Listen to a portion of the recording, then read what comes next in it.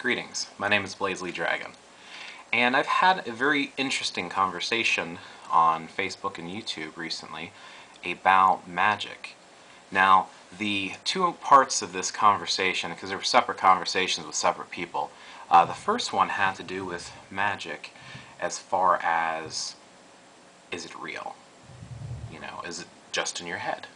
The other one was on Facebook, which is in regards to an individual saying that they wanted my advice as far as, using materials, because they can't afford a lot of the herbs or candles or ritual tools. And of course I had a response for that, so the question is, which one do I want to address first? I guess the first one I'll address is the ritual tools, or herbs or candles. What I told him, which I'll tell all of you right now, is you don't need any of it. The only thing you need is yourself, period. Your own body and mind. You don't need any tools, athames, wands, rods, staves, talismans, amulets, rings, stones, crystals, herbs, candles, or whatever else you can think of that would be used for ritual purposes. Yeah, these can help and enhance things, but they're not required. So what I told him is you don't need to buy any of it. Just use yourself, or look in your backyard for natural stuff. What magic is it's a way of working with nature. The way I related it to him was similar to music. Now, with music, you can sing. You don't necessarily need to have a band. So using your own mysticism from your own body, your own mind, is similar to singing. Granted, some people can't sing. You can learn to sing, you can take singing lessons, so in that aspect it kind of relates to it. Now, as far as the drums and guitars, or whatever the case may be, these can add and enhance the effect, but they're not necessary. Now, that's just a similarity. Now, of course, with magic and mysticism, it's more like you're a one-man band, so to speak. So if you're going to use, herbs or candles, or want to wear a robe, or whatever the case may be, most of these are for focusing purposes. It's to help you get in the mindset.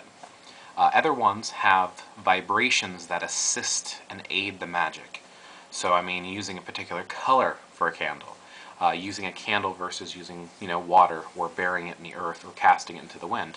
Each one of these is going to add a different aspect with that element.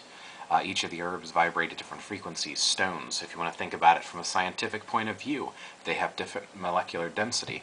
Each of the different, molecules and atoms make up that particular stone. They're going to vibrate at a different intensity, just like different, lenses or glasses, type of crystals, or whatever the case may be, is going to bend and warp light in different ways. The same thing works with stones and herbs, etc. Each one of these is going to influence it separately.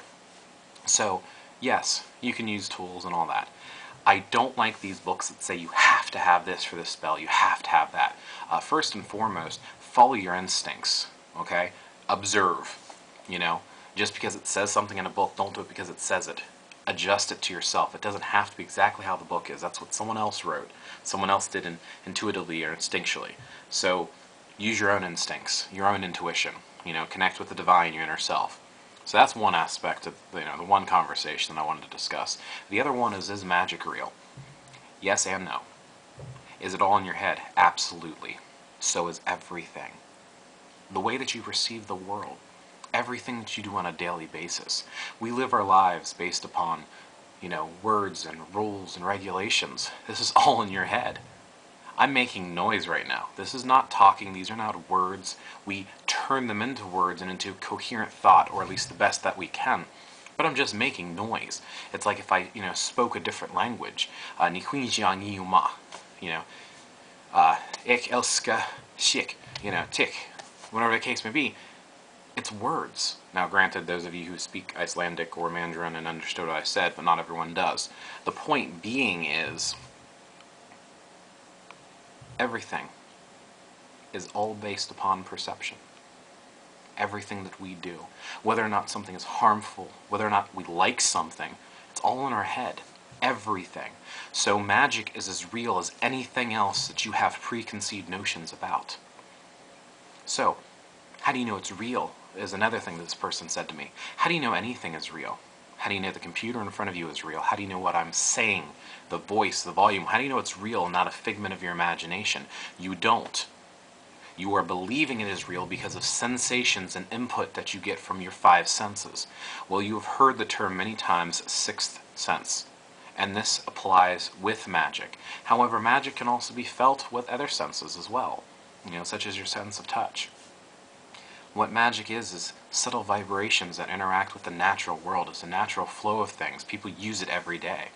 Just by, focusing your attention in one spot, whether that be for doing some sort of, enchantment or empowering or spellcraft or mysticism or psychic skill, whatever the case may be, there are variations of it, and they affect you as much as you allow it to affect you. Which is why if somebody tries to do something on you or against you, it's not as effective.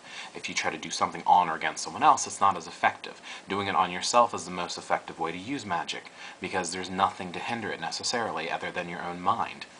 Now, there's also other things that I could discuss about how when you work it, you work with the flow of nature, not against it, and that's what enhances it and empowers it.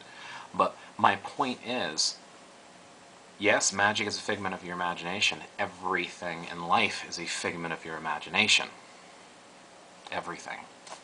So, what makes magic real? It is the sensations and interaction that you have with your world and your environment that makes it real. So what is magic? Magic is not fireballs from the hand. Magic is not flying with your body. Magic is not physically morphing into another animal. Magic is the art and science of consciously directing energy through the use of will. So, what is that? Affirmations. You know what an affirmation is?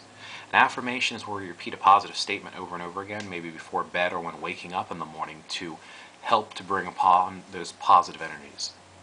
Focusing positive intent or will. I'm going to get that job over and over and over again until it comes. Yes, is it foolproof? Absolutely not. Nothing's foolproof, Can you run? Can you play baseball? Are you going to hit a grand slam every time? Will you never fall or trip when you're running, regardless of the terrain? Actually, running is a great aspect of it. It's a lot different to run on a smooth sidewalk and hill that's been prepped and made and prepared for running versus running through the woods and trying to, ditches and valleys and gulfs and, knocked over trees or whatever the case may be. Your terrain just, sorry about that, cut off because I ran out of memory, but anyway. But it's just like similar with running, the terrain will influence and your ability to easily go through it. Same thing applies with magic and mysticism. There's constant energies and vibrations in this world, natural vibrations. Every cell and molecule, the protons and neutrons and electrons are constantly, there's circulation, there's movement. This can be influenced through thought, brain waves. You can register someone's brain waves to see whether or not they're alive. Brain waves will continue to go and exit the body. They can influence stuff. You don't have to believe it, but that's probably the best explanation that I can give to you. So everything's vibrating and stuff like that, so when you send out energy, things can interfere with it. So, you can do stuff, protection, warding, finding, seeking, reading, healing. You can do enhancements or, whatever the case may be, or enchantments. There's some things that can be done. It's not an all-solving problem, and it's not, like Hollywood special effects. If you want to do that kind of stuff, get into illusions.